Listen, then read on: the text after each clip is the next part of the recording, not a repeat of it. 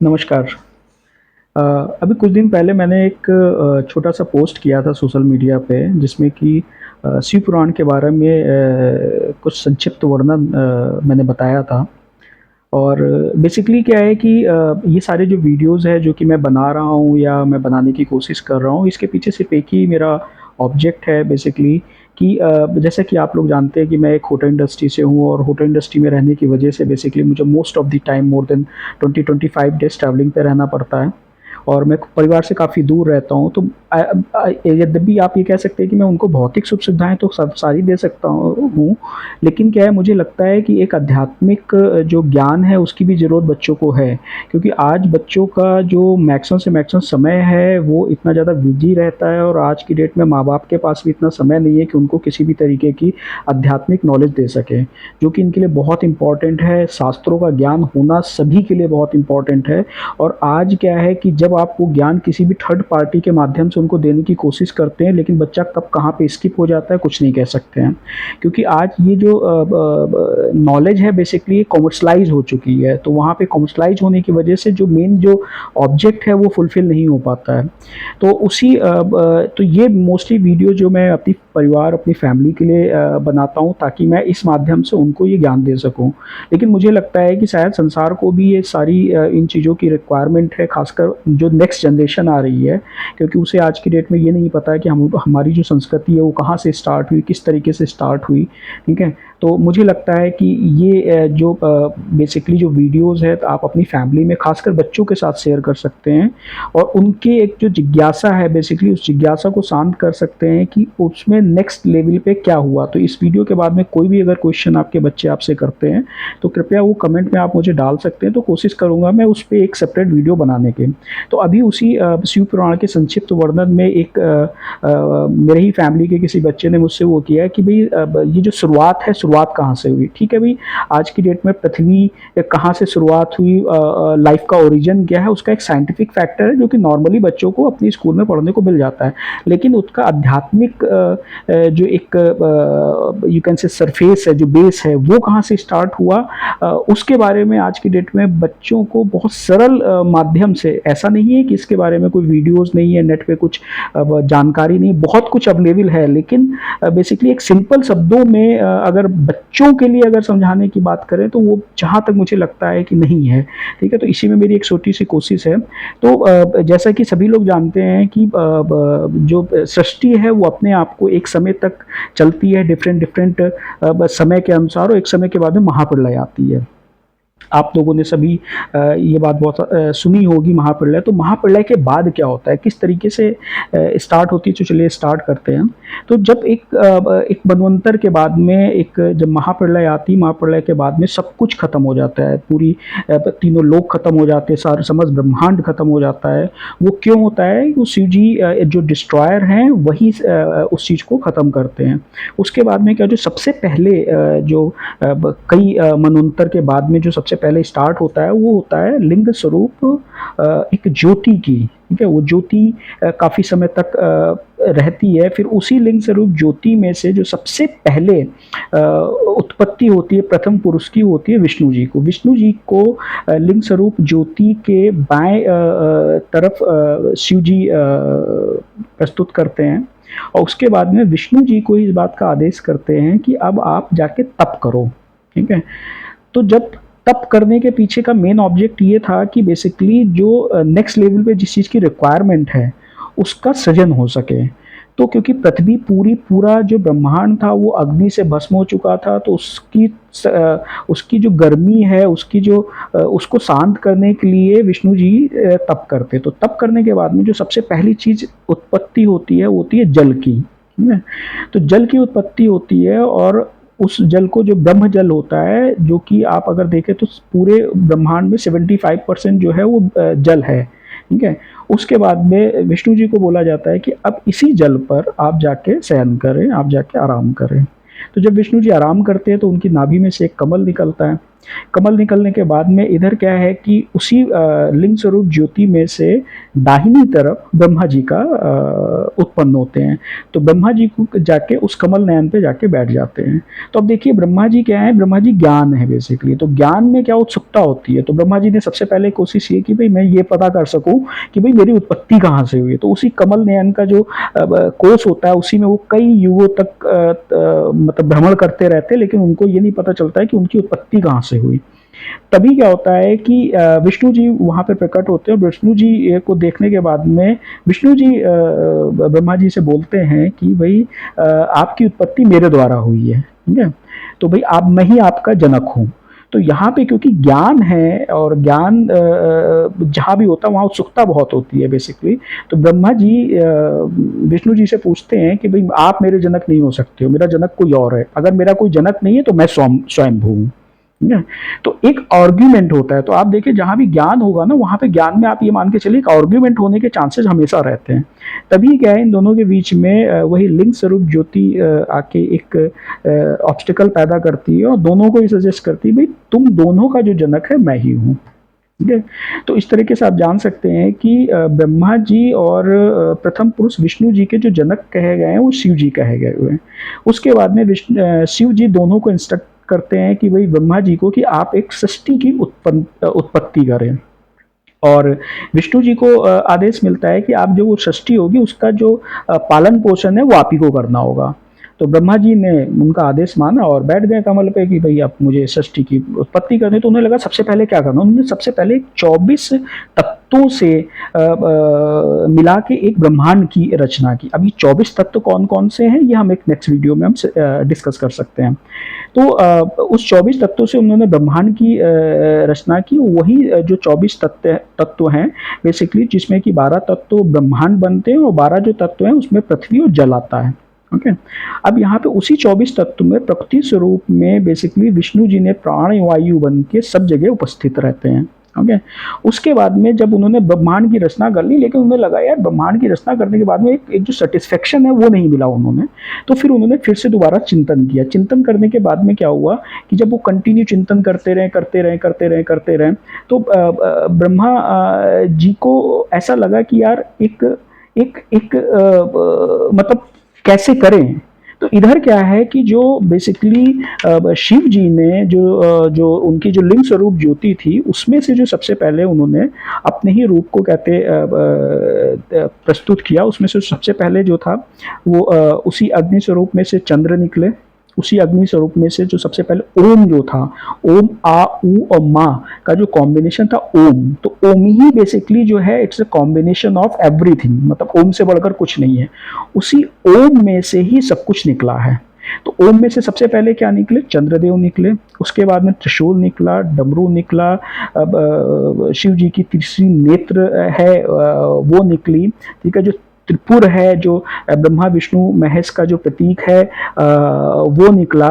ठीक है। दक्षमाला उसमें से निकली। ये सारी चीजें उसी ओम में से निकली। और उसके बाद में ओम में से निकलने के बाद में वही चीजें सब जगह पे व्याप्त हो गई। ठीक है।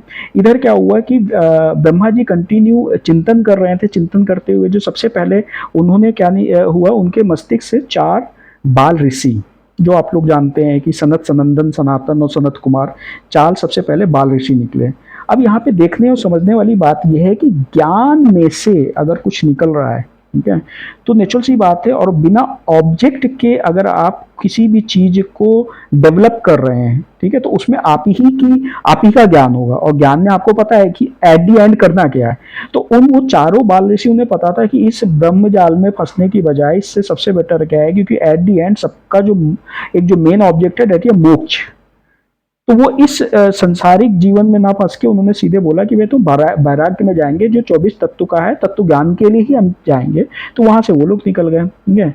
उन्होंने ब्रह्मा जी का साथ नहीं दिया। उसके बाद में फिर उन्होंने ब्रह्मा जी ने फिर सोचा कि यार अब क्या करें। तो फिर ब्रह्मा जी ने सप्त ऋषि को पैदा किया अपने मानस जो पुत्रों के रूप में से। उसमें से नेत्र अपनी नेत्र में से ऋषि मरीच को पैदा किया, जो उनका हृदय सा उसमें से ऋषि भृगु पैदा हुए। मस्तक से अंगिरा ऋषि, और व्यान आयु और अपान आयु से पुलह और पुलस्त ऋषि, और जो समान आयु मुंह से उन्होंने कहते हैं वशिष्ठ ऋषि को जन्म दिया, और कान से जो कानों से उन्होंने अत्रि ऋषि को जन्म दिया। जो सप्तऋषि थे, जो कि आप सप्तऋषि दारामंडल में भी आप देख सकते हैं इन लोगों को। तो इन ऋषियों ने भी ये देखा कि यार पैदा होने के बाद में जो सबसे ज़्यादा इंपॉर्टेंट क्या, उन्होंने क्या वैराग्य सबसे ज़्यादा इंपॉर्टेंट है, बाकी चीज़ों में फंसना जरूरी नहीं। तो ये सारे ही लोग जाके ज्ञान से ही पैदा हुए थे और ज्ञान की खोज में फिर से ज्ञान के मार्ग में ही चले गए। फिर बेचारे जो ब्रह्मा जी थे उनको बहुत ज़्यादा मतलब एक डिप्रेशन हुआ कि भाई अब मैं सृष्टि की रचना कैसे करूँगा, जो आगे है जो उस तरीके कैसे करूँगा। तो उसमें क्या है, जो उन्होंने चिंतन किया, चिंतन करने के बाद उन्होंने कहा कि यार जो सबसे पहले मुझे ऑब्जेक्ट को फुलफिल करना बहुत जरूरी है।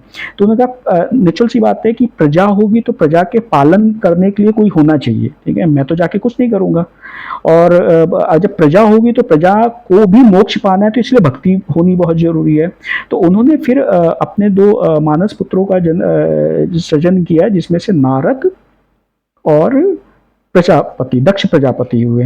इन दोनों को जो इंस्ट्रक्शन दिया है कि भाई नारद जी को जो भक्ति है और भगवत स्वरूप यानी विष्णु जी का प्रचार करना है तीनों लोकों में, और बेसिकली दक्ष ऋषि को ये दक्ष प्रजापति को इंस्ट्रक्शन दिए कि भाई आपको जो प्रजा है प्रजा का पालन करना है। बहुत सिंपल सी बात है।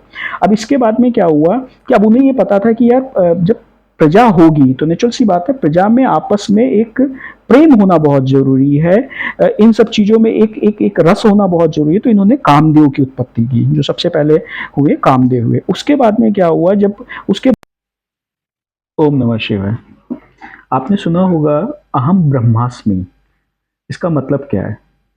क्या यहाँ पे इसका मतलब ये कहा जाए कि मैं ही भगवान हूँ? नहीं, मैं जो वर्ड है बेसिकली, या मैं ही भगवान हूँ, वो सिर्फ एक ही पे लागू होता है, वो है विष्णु जी। वही उन्होंने ही गीता में खुल के कहा है मैं ही भगवान हूँ। तो अहम ब्रह्मास्मि का क्या मतलब है? अहम ब्रह्मास्मि का मतलब है कि जो ज्ञान है, ब्रह्म मतलब ज्ञान, ज्ञान जो है वो आपके अंदर है, ठीक है।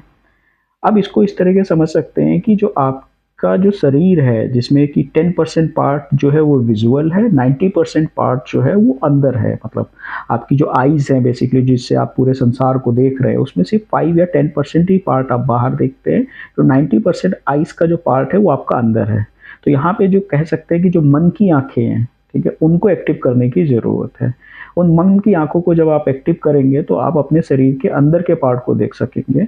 और जब आप अपने शरीर के अंदर देखने की कोशिश करेंगे तो नेचुरल सी बात है आपको अपनी सभी प्रॉब्लम का जो सोल्यूशन है, सारा ज्ञान आपको आपके अंदर ही मिलेगा, ठीक है। इसको इस तरह के भी समझ सकते हैं कि जिस समय आपने देखा होगा जितने लोग भी ध्यान करते हैं, मेडिटेशन करते हैं, उस समय आंखें बंद रहती हैं।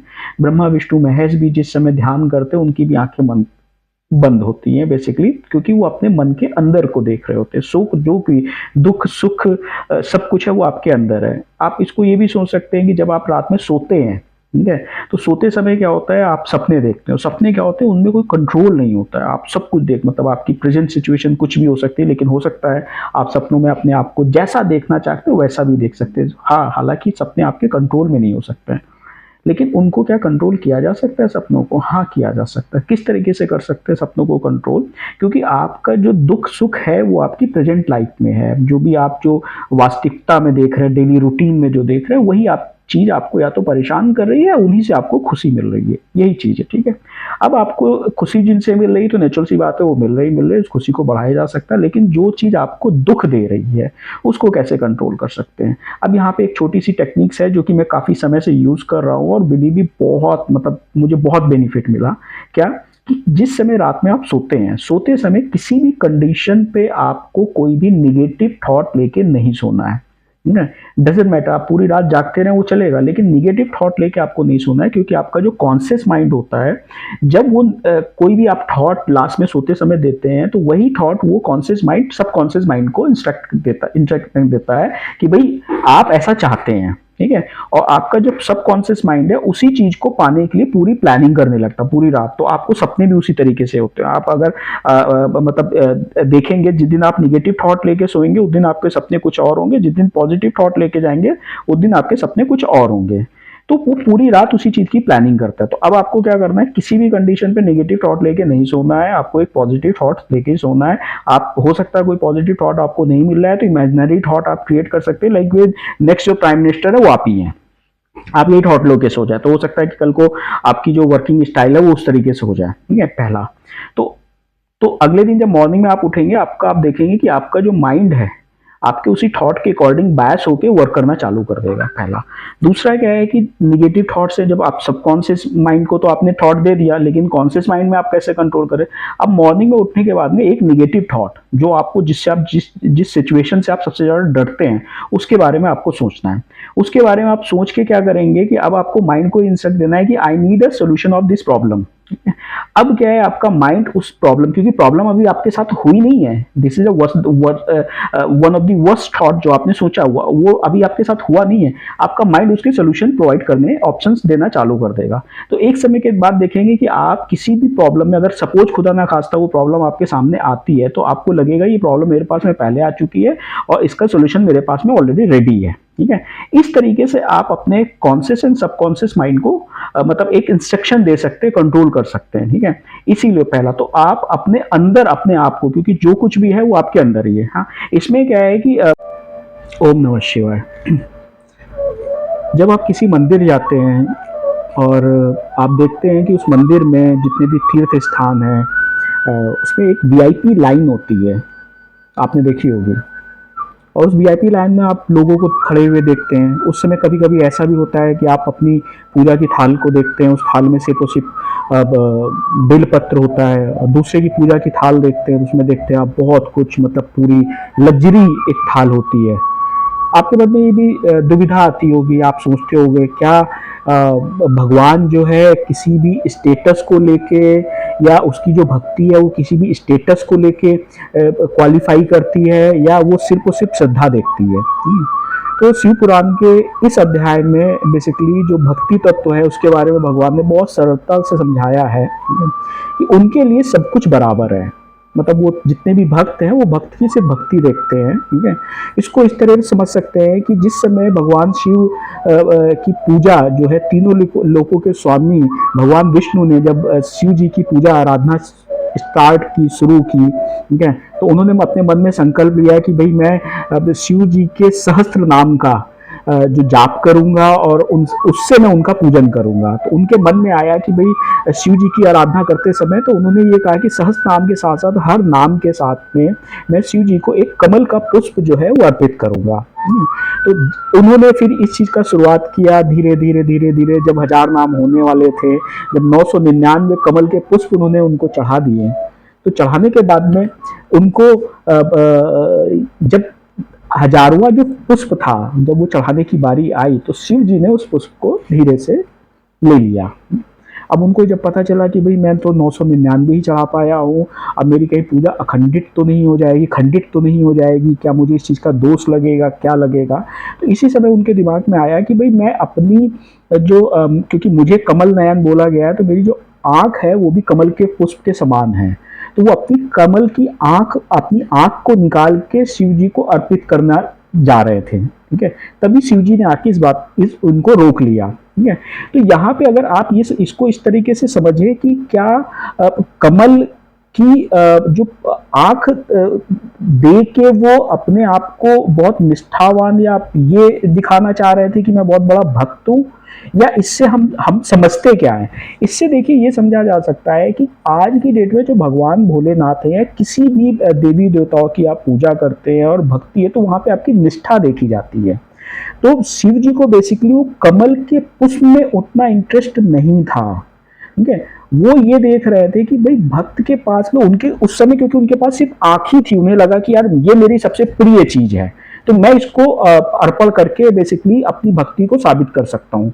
और यही भगवान जो शिव है वो ये देख रहे हैं कि भाई आपकी निष्ठा क्या है किसी में। तो अगर आपके पास में उस समय प्रेजेंट टाइम में एक बेलपत्र है, वो भी उतना ही समान है जितना कि आपकी एक किसी भी चीज की जो सबसे ज्यादा आपको प्रिय है, ठीक है। तो अब क्या हुआ कि जब उन्होंने शिव जी ने जब देखा तो शिव जी ने आके विष्णु जी को रोका। अब यहाँ पे एक चीज देखने वाली और बात है, तो क्या वो जो वीआईपी लाइन है बेसिकली उसमें जो लोग खड़े हुए हैं, क्या वो उनको शिव जी पहले दर्शन देते? नहीं, यहाँ पे शिव जी के लिए सब कोई समान है। तो मतलब आप सोचिए, विष्णु जी को भी उनकी पूजा करने के लिए, आराध्य बनाने के लिए, अपनी भक्ति को साबित करने के लिए भी सेम ही लेवल पे वो है जिस लेवल पे आप हो। ठीक है। और ये फैक्ट है कि कलयुग में पूजा जो करना है वो बहुत आसान है, बहुत आसान है। आप सिर्फ नाम ले लेते हैं, आपका आधा 75% काम हो जाता है। तो अब जब शिव जी ने देखा कि उनकी भक्ति से प्रसन्न होकर उन्होंने दर्शन दिए, दर्शन देने के बाद में उनको ये पता था कि मेरी जो भक्ति है, ठीक है, उस भक्ति से जो मेरे भक्त है वो कहीं ना कहीं किसी भी तरीके का मतलब बहुत अच्छे काम भी कर सकते हो, बहुत बुरे काम भी कर सकते हैं। तो जो सामना, क्योंकि उनके सामने जो मनवंतर है, कई मनवंतर पास हो चुके हैं शिव जी के सामने, तो उन्हें पता है कि कोई भक्त मेरी भक्ति के को पाने के बाद में मेरे से मतलब आप कह ले कि कुछ मिलने के बाद में हो सकता है गलत रास्तों पे भी जा सकता है। ठीक है। तो कुछ अच्छा भी होगा आगे चल के, कुछ बुरा भी होगा, और विष्णु जी को इस चीज के लिए मतलब पहले से तैयार रहना पड़ेगा। तो उनकी उस भक्ति से खुश होकर शिव जी ने विष्णु जी को सुदर्शन चक्र दिया। ये सुदर्शन चक्र आगे चल के किस किस काम में आया ये सब लोग जानते हैं। ठीक है। इधर अब दूसरी तरफ क्या हुआ कि इधर शिव जी का जो, क्योंकि अब कैलाश पे अपना जो माँ सती के साथ में, माँ पार्वती के साथ में अपना समय बिताने लगे। ठीक है।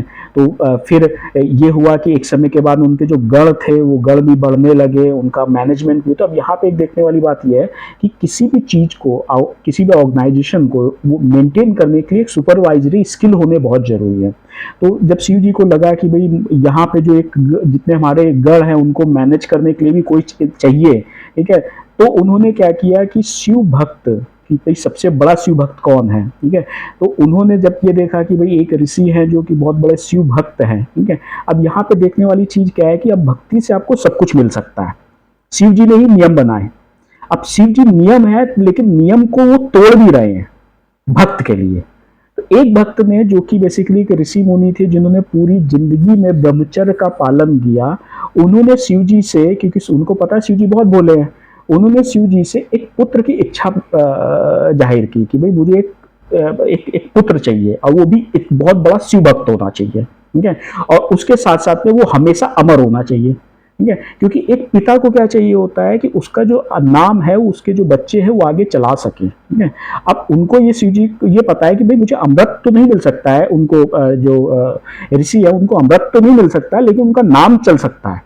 तो उन्होंने एक ऐसे पुत्र की कामना की। शिव जी ने उनको बहुत समझाया, वो किया, लेकिन भक्त इसके आगे कहा अगर आपकी भक्ति में निष्ठा है तो आपको सब कुछ मिल सकता है। तो उन्होंने भाई उनको एक पुत्र का वरदान दे दिया। उसके बाद में वो जो पुत्र था उससे बोला कि भाई ये इसका जो पूरा जीवन का जो मेन लक्ष्य है वो शिव भक्ति है।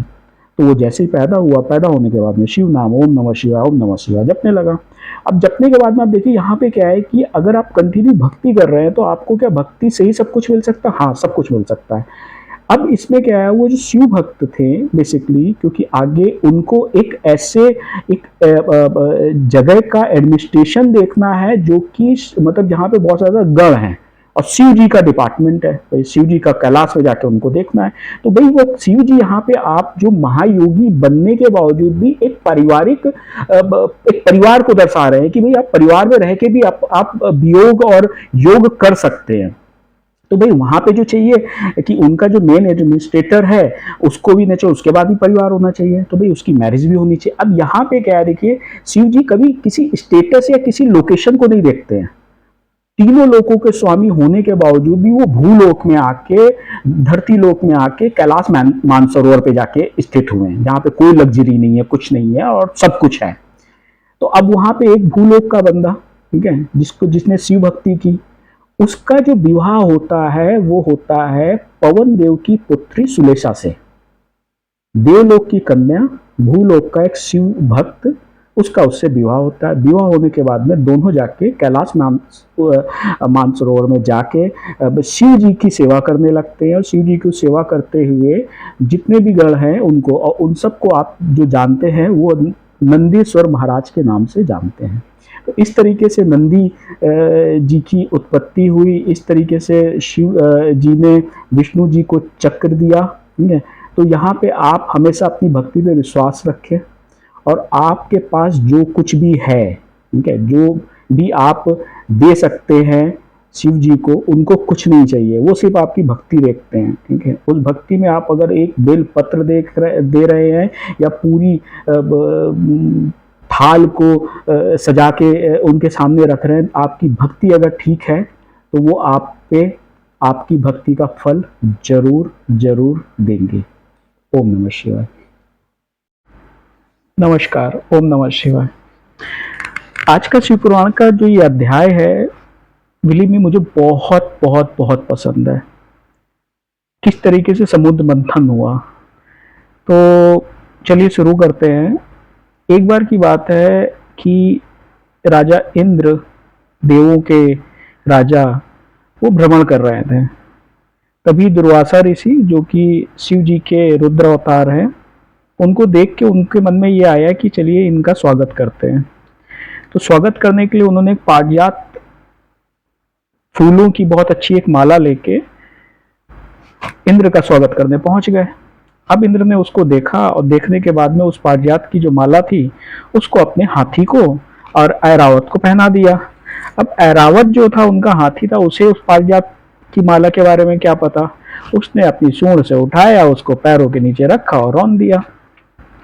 उसके बाद में ये बात सुन के, देख के ऋषि दुर्वासा, जो कि वैसे ही बहुत ज्यादा क्रोधी स्वभाव के थे, उनको बहुत गुस्सा आया। उन्होंने इंद्र के साथ साथ जितने भी देव थे उनको श्राप दे दिया कि आप श्री विहीन हो जाएंगे, यानी आपके पास में जो लग्जीरियस है वो सब खत्म हो जाएगी, चली जाएगी। और ये इतना श्राप दे के वो चले गए। इसके बाद में क्या हुआ, देवता जो थे वो त्राहिमाम करने लगे। अब यहाँ पे देखने वाली ये बात है कि जब आपका बुरा समय आता है तो लोग उसको एज ए अपॉर्चुनिटी यूज करते हैं। तो इधर ये बात कहते जो देव असुर थे उनको पता चली कि भाई ऐसे ऐसे दुर्वासा ऋषि ने श्राप दे दिया और उनकी जो शक्ति है देवताओं की वो भी खत्म हो गई है, उनके पास में जो लग्जरियस है वो भी खत्म हो गई है, जो भी था सब कुछ चला गया। अब भाई देवताओं ने इस बात का फायदा उठाया, उन पे आक्रमण कर दिया। अब जब आक्रमण कर दिया तो बेचारे देवता भागे भागे फिर रहे हैं इधर उधर, क्या करे। किसी तरह फिर भाई नारद जी पहुंचे। नारद जी ने कहा भाई तुम्हें तो एक ही बचा सकते हैं, देव के देव महादेव अपने शिव जी। अब भाई सब लोग मिलकर शिव जी के पास पहुंचे। अब शिव जी बेसिकली, अब यहाँ पे जो सबसे ज्यादा इंपॉर्टेंट है कि देवता और असुर दोनों ही कश्यप ऋषि की संतान है। देवता जो थे वो अदिति उनकी पत्नी से हुए थे, और जो असुर थे वो उनकी जो बड़ी पत्नी पहली पत्नी थी उनसे हुए थे। तो अब दोनों ही उनकी संतान थे, तो भगवान बोले उनके लिए सब कुछ समान है, ठीक है, सारे लोग एक समान है। तो वो हमेशा इस पक्ष में रहते हैं कि हमेशा सबके साथ में एक ऐसा व्यवहार किया जाए जो कि इक्वल हो, मतलब एक ही नजर में सबको रखते हैं। तो उन्होंने इस बात का सजेशन दिया कि भाई ऐसा करो, आप दोनों लोग कहते मिलके, अब ठीक है भाई, जो चला गया धन संपदा जो चली गई, लेकिन आप समुद्र मंथन करें। तो समुद्र मंथन में आपको इतनी जेवरात और इतनी लग्जियस मिल जाएगी कि आप दोनों ही आपस में बराबर बांट लें, क्योंकि उन्हें लगता था कि देवों को बहुत कुछ मिला है और असुरों को नहीं मिला है, ठीक है। तो ये हो गया, ठीक है भाई। अब चलने लगे कि भाई कैसे करें। तो उनमें ये हुआ कि भाई जो मेरु पर्वत है, उस मेरु पर्वत पे वासुकी जो नाग हैं उनको करके किस तरीके से, आप लोग जानते भी होंगे। अब यहाँ पे समुद्र मंथन स्टार्ट हुआ। सबको पता है कि उसमें सबसे पहले हलाहल विष निकला। उस विष का पान जो था वो भोलेनाथ ने किया, तभी वो नीलकंठ महादेव कहलाए। उसके बाद में कामधेनु गाय निकली। उसके बाद में 7 सिरों वाला एक घोड़ा निकला, एक अश्व निकला। उसके बाद में अलग अलग चीजें। बाद में सबसे लास्ट में से पहले फिर महालक्ष्मी भी जो उनका भी आवागमन हुआ है वो भी वहीं से हुआ है, समुद्र से हुआ है, इसीलिए वो पाताल निवासिनी कहलाती हैं। उसके बाद में उसमें से मदिरा भी निकली। उसमें से एट दी एंड जो सबसे ज्यादा जो ऑब्जेक्ट था वो निकला आपका अमृत। अब अमृत निकलते ही सब भाई देवता और असुर फिर से लड़ने लगे। उन्होंने यार भाई इसको लेके चलो, और अगर ये है वो है, उसकी जो कुछ बूंदे थी वो धरती लोक पे भी गिरी। जहां जहां गिरी वहां आज हर 12 साल में कुंभ होता है, ठीक है, हरिद्वार, नासिक, प्रयाग राज, उज्जैन। अब क्या हुआ कि भगवान विष्णु का इंटरफेयर हुआ, उन्होंने मोहिनी रूप लिया, मोहिनी रूप लेके जो अमृत था वो सब में डिवाइड किया। और सबको पता है कि उन्होंने जो अमृत था वो देवताओं को दिया, असुरों को अमृत नहीं दिया। और चुपके से कहते राहु ने उस अमृत का पान कर लिया, फिर उसका उन्होंने अपने सुदर्शन चक्र से उसके दो भाग किए, जो एक भाग राहु व दूसरा केतु बना। अब यहाँ पे समुद्र मंथन के बारे में जो मैं बता रहा था कि मेरा बहुत फेवरेट, जो मुझे बहुत पसंद है, वो क्यों पसंद है बेसिकली, आज की डेट में जो शिव पुराण की जो कथा है बेसिकली, या किसी भी पुराण की जो कथाएं हैं, वो बेसिकली उस समय के लिए नहीं हुई हैं, वो हमारे लिए बनाई गई हैं बेसिकली, खासकर कलयुग के लिए, क्योंकि आज हमें सबसे ज्यादा इन चीजों की जरूरत है। अब अगर आप देखें तो जिस समय समुद्र मंथन हो रहा था, समुद्र मंथन में बेसिकली विष्णु जी ने कछुए का अवतार लेके उस पूरे मेरू पर्वत को अपने ऊपर संभाला था। और ऊपर जो था मेरू पर्वत का बैलेंस ना बिगड़े, उसके लिए सबसे ऊपर बेसिकली ब्रह्मा जी आके बैठ गए थे, और एक तरफ देवता और एक तरफ बेसिकली जो असुर थे, उन लोगों ने उसको किया। तो अब आप ये देखें कि समुद्र मंथन है, तो अब इसको आप इस समुद्र मंथन को अपनी लाइफ में किस तरीके से उतार सकते हैं। आपका जो शरीर है बेसिकली, ठीक है, आप भी जानते हैं कि 375 मतलब 75% इसमें वाटर कंटेंट होता है। ओके, समुद्र जिस तरीके से, और मैंने पहले वीडियो में बताया था कि जो कुछ भी है वो आपके अंदर है। तो आपका जो शरीर है, शरीर के अंदर का जो भाग है जिसमें कि 75% वाटर है, वो समुद्र है बेसिकली। ओके, और इसमें क्या है कि आपको बैलेंस बनाने के लिए जो नाभि से नीचे का एरिया है, वो जिस तरीके से कछुआ जो होता है बेसिकली इतना पावरफुल होता है, उसके ऊपर मतलब इतना बड़ा वो है, तो नाभि से नीचे का एरिया है उसको आपको कंट्रोल में रखना बहुत जरूरी है। आई थिंक आप समझ गए होंगे मैं किन चीजों के बारे में बात कर रहा हूँ।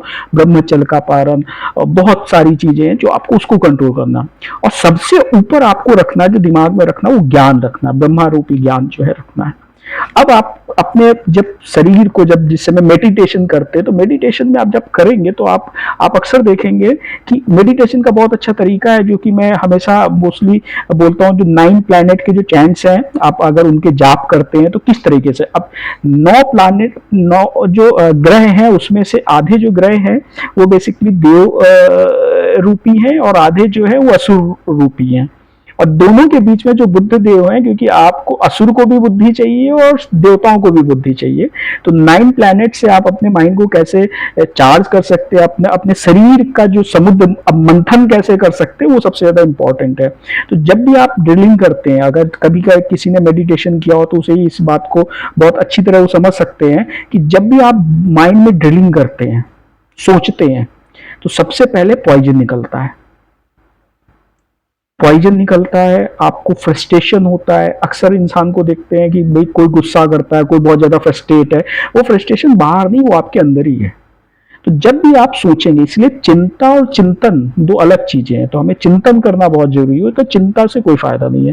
तो जब भी आप चिंतन करेंगे तो आपके माइंड से जो निकलेगा, सबसे पहले पॉइजन निकलेगा, जो आपको परेशान करता है। वो यहां तक भी परेशान करता है कि वो आपको होल्ड करेगा आगे ड्रिलिंग ना करने के लिए। लेकिन एट दी एंड आप अगर वो कंटिन्यू करते रहेंगे तो आपको सब कुछ, जो कुछ भी मिलना है, जो भी आप सोच रहे हैं अपनी लाइफ में पाने को, वो सब कुछ आपके शरीर के अंदर ही है। और अगर आप कंटिन्यूस प्रोसेस को फॉलो करते रहेंगे, आगे अपना मनन करते रहेंगे, चिंतन करते रहेंगे, तो एक ना एक दिन आपको अमृत जरूर जरूर जरूर मिलेगा। ओम नमः शिवाय। ओम नमः शिवाय। तो जानते हैं शिव पुराण की अगली कथा के लिए, और किस तरीके से शक्तिपीठों की स्थापना हुई। समुद्र मंथन के बाद में जब आपको पता है कि जिस समय विष निकला था और भगवान भोलेनाथ ने उस विष पान करके नीलकंठ के रूप में संसार को एक नया जीवन दान दिया था, तो उसके बाद में क्या हुआ कि सृष्टि में उस विष की वजह से उसका जो इफेक्ट था, ठीक है, वो काफी कुछ रह गया था। तो ये डिसाइड हुआ कि भाई सभी देवी देवताओं ने मिलके कि भाई इस विष को का जो असर है उसको खत्म करने के लिए एक यज्ञ कराते हैं। तो ब्रह्मा जी ने उस यज्ञ कराने के लिए सभी को आमंत्रित किया। क्योंकि सृष्टि के जो महादेव हैं उनके बिना किसी भी यज्ञ की पूर्ति नहीं हो सकती है, तो उनको प्रथम स्थान दे के वहाँ पे विराजित किया गया। इसी समय क्या हुआ कि जो दक्ष प्रजापति थे, जिनको कि ब्रह्मांड का राजा बताया गया है, सृष्टि का राजा बताया गया है, वो वहाँ पहुँचे और इस बात को देख के कि शिव जी को प्रथम स्थान मिला है, और शिव जी क्योंकि उनके दामाद भी थे, और क्योंकि शिव जी सर्वोपरि है, देवों के देव हैं, तो उनको ये लगा कि भाई इन्होंने मुझे किसी तरीके का रिस्पेक्ट नहीं दिया, और इस बात से दक्ष प्रजापति नाराज हो गए और वहाँ पे उल्टी सीधी बातें करना चालू कर दिया उन्होंने। यहाँ तक भी शिव जी को बोल दिया कि शिव जी का कोई मतलब वो निरर्थक हैं, मतलब कुछ ऐसे शब्द बोले जिससे को देख के नंदी महाराज को गुस्सा आ गया, और नंदी महाराज ने दक्ष प्रजापति को भी श्राप दे दिया कि भाई उनका जो मुख है वो जो पशु समान हो जाएगा। अब यहाँ पे मुख पशु समान होने का मतलब ये है कि जिस भी इंसान के दिमाग में क्षमा की जगह पे गुस्सा ज़्यादा होता है, एंगर ज़्यादा होता है, उसका जो जहाँ पे बुद्धि नहीं है, विवेक नहीं है, तो वो उस इंसान का जो शरीर है वो एक पशु समान ही होता है। आप इसको इस तरह समझ सकते हैं। फिर इस बात से ये हुआ, शिव जी भी वहां से नाराज होके, नाराज क्या उन्होंने, अब देखिए यहाँ पे एक दूसरी बात क्या है कि शिव जी इतने मतलब समस्त ब्रह्मांड के स्वामी होने के बावजूद भी वहां पे उन्होंने किसी तरीके का कोई क्रोध नहीं दिखाया।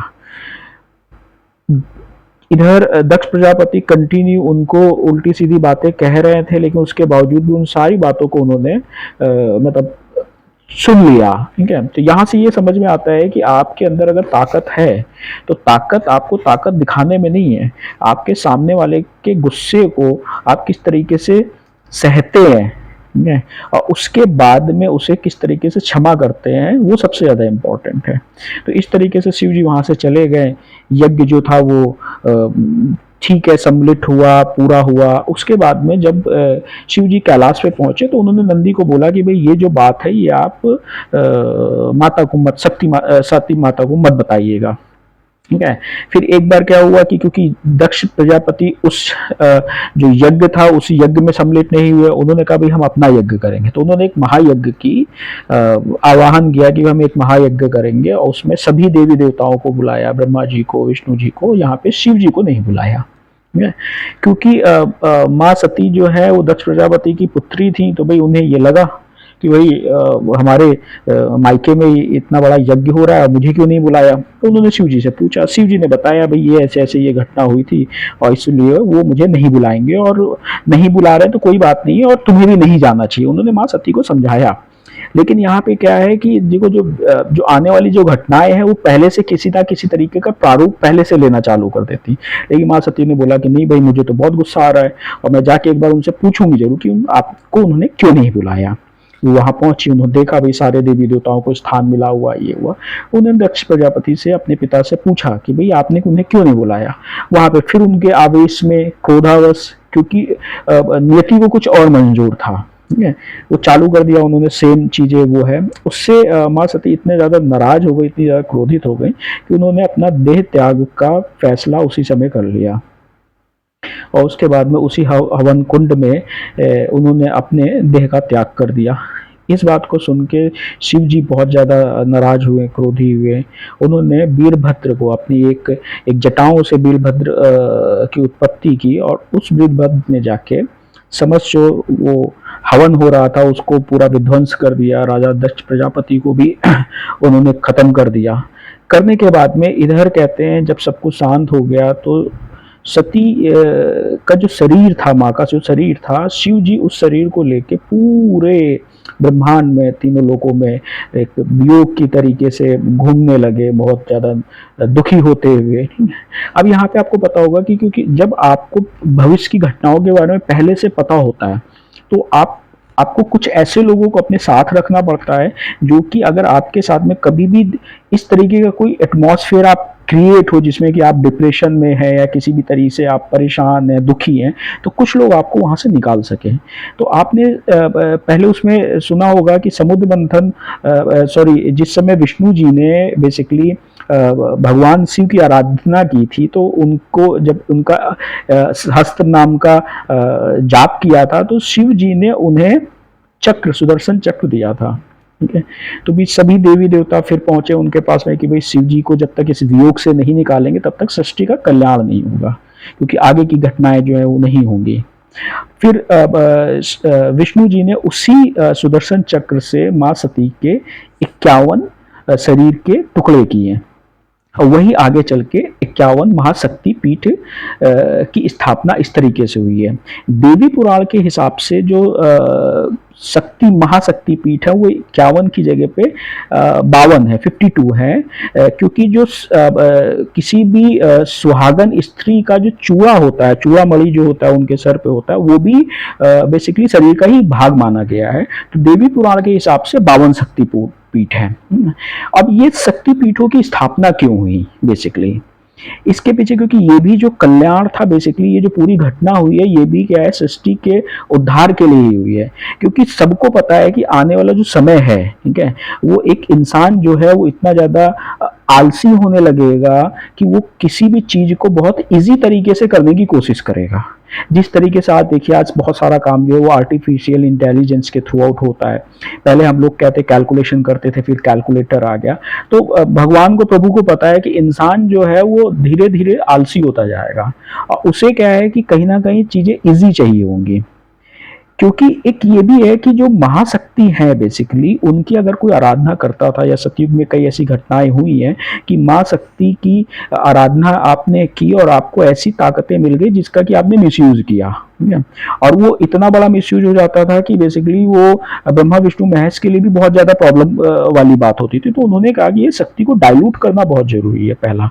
दूसरी चीज क्या है कि माँ शक्ति और शिव जी का जो निवास है वो कैलाश में है। अब एक समय के बाद में उनको ये भी पता था कि कई मनवंतर बाद में ये भी सिचुएशन आएगी कि भाई लोग वहां तक नहीं पहुंच पाएंगे या बहुत ज्यादा पहुंच जाएंगे। जहां बहुत ज्यादा पहुंचते हैं तो केदारनाथ जैसी घटनाएं भी होती हैं, उसका भी एक अलग एंगल है, क्यों होता है ऐसा। तो अब उनको ये पता था कि भाई पूरे विश्व में, ठीक है, सब लोग तो कैलाश मानसरोवर आ नहीं सकते, ठीक है, तो उन्होंने अपनी ही शक्ति के 51 जो भाग किए हैं, जो कि समस्त आर्यवर्त में स्थापित हैं, ताकि इंसान उस शक्ति का एक न्यूक्लियर पार्ट, जितनी उसको रिक्वायरमेंट है, जिसका कि वो मिसयूज ना कर सके, उतनी ताकत उसे मिल जाए। ठीक है, मेन ऑब्जेक्ट बेसिकली ये था। क्योंकि आज जो सबसे खास बात क्या है कि आप अगर एक एटॉमिक या न्यूक्लियर एनर्जी की बात करें तो उसके दो रूप हैं।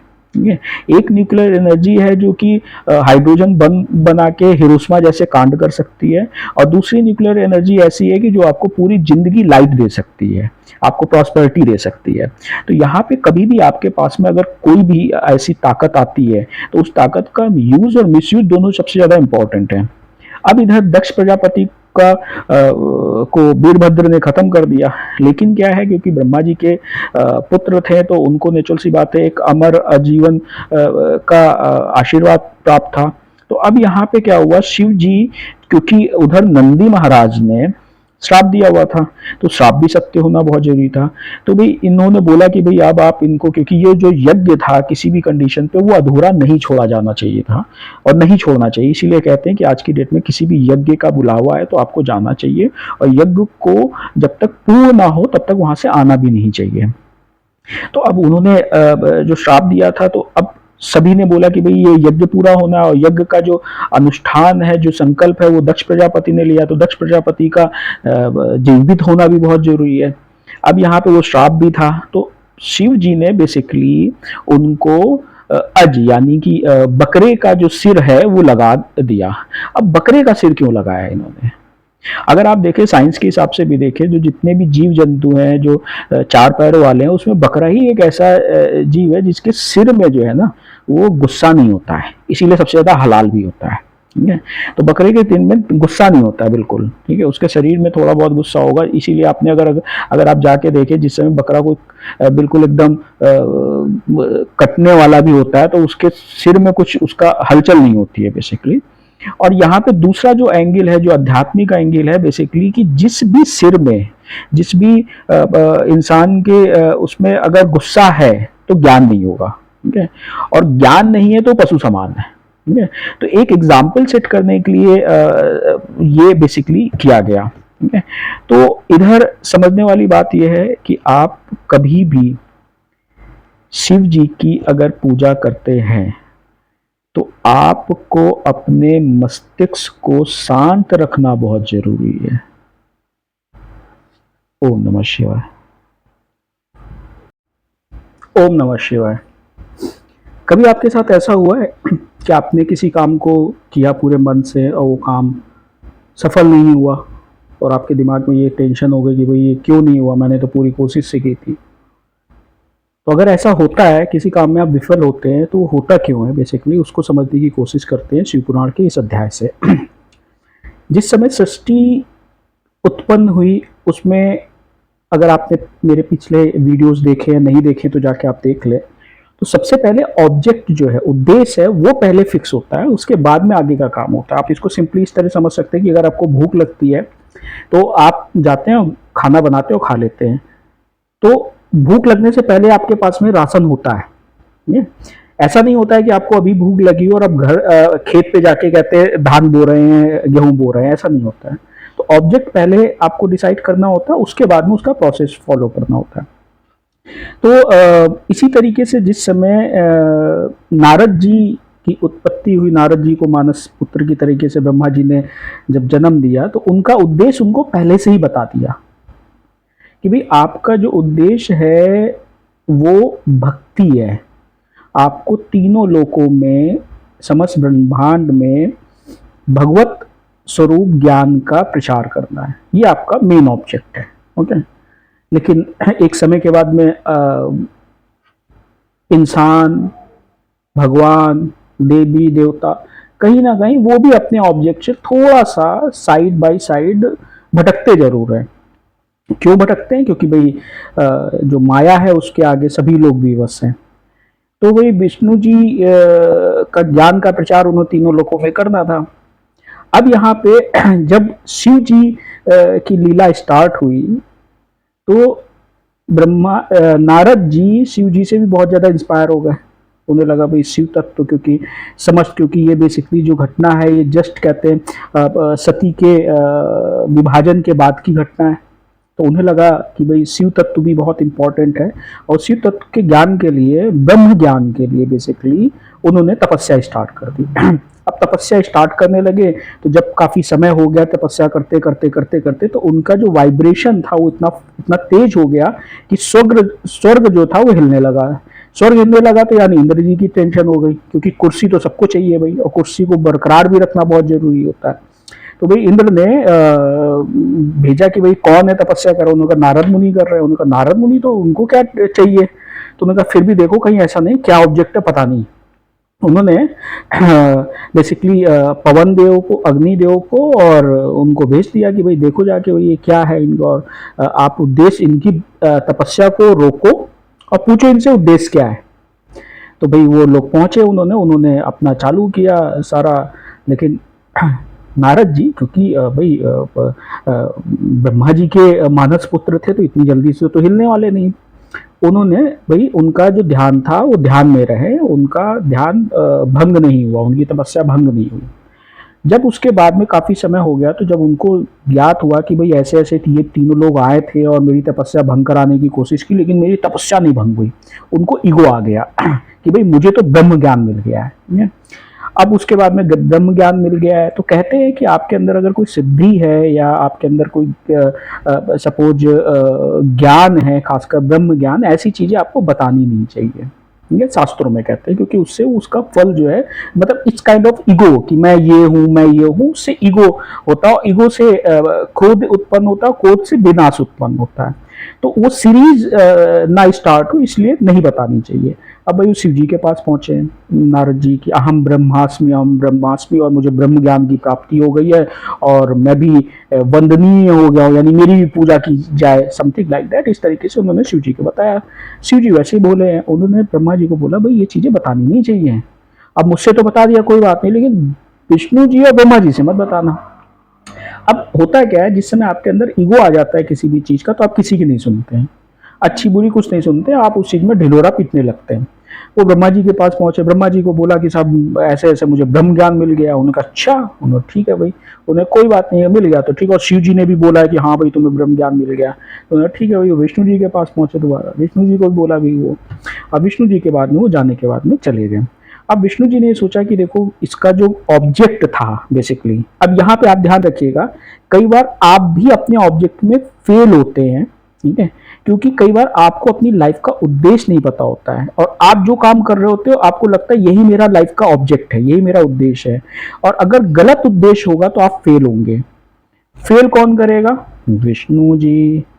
तो विष्णु जी ने भी नारद के बारे में ये सोचा कि भाई ऐसे ऐसे ये इसको गलत चीज हो गई है, ईगो आ गया, और ये अपने अपने जो मार्ग है, जो उद्देश्य है, उससे भटक जाएगा बेसिकली। विष्णु जी ने अपनी लीला स्टार्ट की। अब इधर नारद जी पूरे मतलब तीनों लोकों में, देवलोक में उन्होंने अपना ढिंढोरा पीट दिया, उन्होंने बैंकुट लोन में अपना ढिंढोरा पीट दिया, उससे फाइनली ये हुआ कि वो धरती लोक भी चले, वो धरती लोक पे चलने लगे। अब यहाँ पे क्या होता है, जब ईगो होता है तो आप बहुत ऐसी चीजों की तरफ भी चले जाते हैं जो कि आपका मेन ऑब्जेक्ट नहीं होता है। वो पड़ गए नारी मोह में। उन्हें लगा कि भाई मुझे भी फैमिली करनी चाहिए, भाई विष्णु जी भी फैमिली वाले हैं, शिव जी भी फैमिली वाले, मुझे भी फैमिली एक्सटेंड करनी चाहिए। जबकि वो बाल ब्रह्मचारी थे। अब एक बाल ब्रह्मचारी जो है उसको किस तरीके से परिवार में इस तरीके से आना ठीक नहीं रहता, जबकि आपका ऑब्जेक्ट वहां पे कहीं ना कहीं डाइल्यूट होगा। तो उन्हें एक भाई एक राजा की बेटी से उनको थोड़ा सा अट्रैक्शन हुआ। उसका अगले दिन स्वयंवर था, और स्वयंवर था तो उन्हें बोला कि ठीक है भाई, मैं उसी को हार पहनाऊंगी जो सबसे ज्यादा सुंदर होगा। तो नारद जी को समझ में आया कि भाई बेसिकली तीनों लोगों में सबसे ज्यादा सुंदर कौन? उन्होंने कहा विष्णु जी। उन्होंने कहा हमारे हरि देव। वो विष्णु जी के पास पहुंचे, उन्होंने कहा भाई मुझे आपकी तरीके से हरि रूप दे दो। उन्होंने बोला तथास्तु। अब संस्कृत में हरि विष्णु जी को भी बोलते हैं और बंदर को भी हरि बोलते हैं। उन्होंने बोला तथास्तु। अगले दिन भाई वो पहुंच गए। इधर शिव जी ने अपने जो दो गढ़ थे श्रृंगी और भृंगी, उनको बोला कि भाई देखो जाके नारद जी को इस बात से बताओ, उनके साथ में ये गलत है जो करने जा रहे हैं, वो सही नहीं है, समझाओ जाके उनको, और उनको इस बात से अवगत कराओ। ठीक है, तो भाई वो दोनों भी पहुंच गए। अब वहां पे नारद जी बैठे और वो बंदर का मुंह लेके और भाई जाके स्वयंवर में आके बैठ गए। अब वो राजकुमारी आई, इधर देखा उधर देखा, ये है वो है वो है, इसमें उनको फाइनली ये हुआ कि उनको वरमाला नहीं पहनाई। इस चीज पे वो गुस्सा हो गए, गुस्सा होकर सबको उल्टा सीधा बोलने लगे। अब उल्टा सीधा बोलने लगे तो इस बीच में श्रृंगी और भृंगी जो थे वो दोनों पहुंचे वहां पर, और पहुंचने के बाद में उनको ये बात समझाया भाई अपना रूप तो देखो। अब उन्होंने रूप देखा तो उनको बहुत तेजु आया। इधर ये संगी भृंगी से भी लड़ गए। उन्होंने संगी भृंगी को भी बेसिकली श्राप दे दिया कि भाई तुम इस तरीके से बात कर रहे हो, तुम अगले जन्म में पैदा तो ब्राह्मण कुल में होगे लेकिन होगे राक्षस समान। इसके बारे में भी हम आगे चर्चा करेंगे, ऐसा क्यों हुआ। और उसके बाद में उन्होंने भाई जो क्या थे विष्णु जी थे, विष्णु जी को भी श्राप दे दिया कि भाई आपने ऐसा ऐसा मेरा बंदर का वो कर दिया, और आप भी एक मानव रूप में जन्म लेंगे, और आप भी कहते हैं बंदर के सहारे ही जाके कहते हैं अपना जो ऑब्जेक्ट है उसको पूरा करेंगे। ये हो गया भाई। उसके बाद में बेसिकली अब वो नाराज हो गए। उसके बाद में वो शिव जी के पास पहुंचे कि साहब ऐसा ऐसा मेरे साथ हो गया, ये है वो है वो है। तो शिव जी ने उनको ये बताया। अब देखो कई बार क्या होता है, अगर आप ऑब्जेक्ट से इधर उधर हो गए हैं तो कुछ ऐसे लोग अपने साथ रखने चाहिए जो आपको आपकी गलती बता सके, बिना किसी लाग लपेट के, बिना किसी इंटेंशन के आपको बता सके, समझा सके, वो बहुत जरूरी होता है। शिव जी ने बताया भाई तुम्हारा जो ऐसा ऐसा हुआ था वो इसलिए हुआ है तुम्हारे साथ में, क्योंकि तुम्हारा जो मेन मार्ग है उस मार्ग से मतलब साइड मत हो। अब यहाँ पे जो श्रृंगी भृंगी थे उनको जो श्राप दिया था वो किस लिए दिया था? बेसिकली क्या है कि जब भी आप भक्ति करते हैं तो आपको लगता है मैं भक्ति कर रहा हूँ, मेरे क्या फायदा होगा, क्या होगा, समथिंग लाइक दैट। और अगर आप आध्यात्मिक ही मार्ग पे कंटिन्यू चलते रहते हैं तो आपकी जिंदगी बिल्कुल वो हो जाएगी। लेकिन कई बार आपके अंदर लालसा होती भौतिक सुख सुविधाओं को भी पाने की, और यहाँ पे श्रृंगी व्यंगी बेसिकली शिवगढ़ थे, जो कि शिव जी की डायरेक्ट सेवा कर रहे थे, तो भाई उनके मन में भी थोड़ा सा था। तो अगले जन्म में बेसिकली उनके उस ऑब्जेक्ट को भौतिक सुख सुविधाओं को देने के लिए बेसिकली उन्होंने जो दूसरा जन्म लिया था वो रावण और कुंभकर्ण के रूप में हुआ था। ओके, अब यहाँ पे क्योंकि वो विसर्वा ऋषि के पुत्र थे, विसुरवा ऋषि को दोनों ऐसी औलादे क्यों मिली, वो एक अलग चैप्टर, अलग कहानी है, वो हम बाद में डिस्कस करेंगे। ओके, तो इस तरीके से बेसिकली नारद जी को दोबारा अपनी भूल का एहसास हुआ। एहसास होने के बाद में वो दोबारा से भक्ति मार्ग पे चले गए। तो ये कहानी यहीं तक समाप्त होती है। तो यहाँ पे इस कहानी से समझ में ये आता है कि लाइफ में हो सकता है आपका एक उद्देश्य हो सकता है आपके कई उद्देश्य भी हो सकते हैं, लेकिन आपके साथ में अगर कोई भी ऑब्जेक्ट फुलफिल नहीं हो पा रहा है तो अपने आप को डिप्रेशन में जाने की जरूरत नहीं है, परेशान होने की जरूरत नहीं है। आप ये मान के चले उसमें ही आपकी भलाई है। ओम नमः शिवाय।